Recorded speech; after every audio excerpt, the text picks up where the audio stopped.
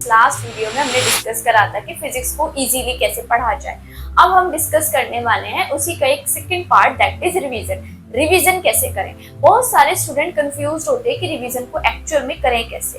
और जब बात आ जाती है फिजिक्स जैसे सब्जेक्ट की, जहाँ पर आपको न्यूमेरिकल्स भी स्ट्रॉन्ग करने होते हैं और आपके कॉन्सेप्ट भी स्ट्रॉन्ग होने चाहिए, तभी आप एग्जाम में थोड़े जो आपको टाइम मिलता है 3 घंटे में आपको फिजिक्स, मैथमेटिक्स और केमिस्ट्री कवर करना होता है। और नीट के एग्जाम में भी सेम चीज, जहां पर आपके पास एग्जाम का टाइम प्रेशर होता है और आपको न्यूमेरिकल सॉल्व करने होते हैं, तो उस सब्जेक्ट को कैसे टैकल करें ये हमने देख लिया था। अब इसमें रिवाइज कैसे करें?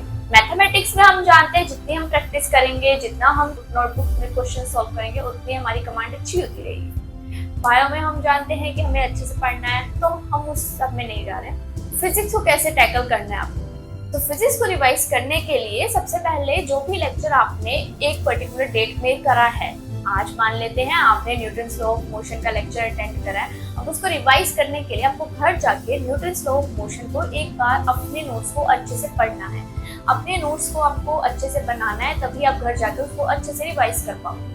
आप अपने नोट्स को पढ़ेंगे, जैसे कि 15 और 30 मिनट्स आपको लगे उसको ओवरऑल रीड करने में, देखने में, अच्छा हमने ये पढ़ा, ये क्वेश्चन सॉल्व करे, ये पढ़ा, ये क्वेश्चन सॉल्व करे।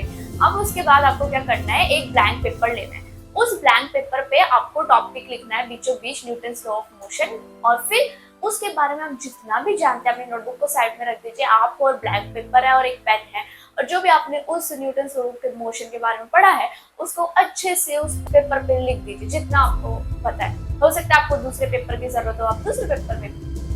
अब आपने लिख दिया जितना आपको आता है, क्या करना है, इसमें स्टेप 2 आ जाएगा कि आप वो पार्ट चेक करिए जो आप भूल चुके थे जब आप उसको लिख रहे थे पेपर पे। हो सकता है आप कुछ फॉर्मूलाज भूल गए हो सकता है किसी में कंफ्यूजन हो, तो आप वो फॉर्मूला चेक करके वापस आएंगे और देखेंगे कि अच्छा यहाँ पर मैंने गलती करी। ठीक, इस तरह से आपने अपनी गलतियां देखी जो आपने अभी 30 मिनट पहले, जो थोड़े टाइम पहले जो पूरा रिवाइज करा था, उसको जो पेपर पे आप लिखने लगे तो आपने कुछ गलतियां पाई। ठीक है, वो आपने खुद की मिस्टेक्स ऑब्जेक्ट चेक करिए। अब दूसरे कलर का पेन लेंगे, जहां जहां आपने गलती करी है उस पर सर्कल बनाएंगे और साइड में उसी सेम कलर के पेन से लिखेंगे कि एक्चुअल में ये था। सर्कल बनाएंगे, काटेंगे और लिखेंगे ये था, वो था, ऐसे था। ऐसा करने के बाद अब आप दूसरे स्टेप पर आएंगे जहां पर आपको क्वेश्चन करने।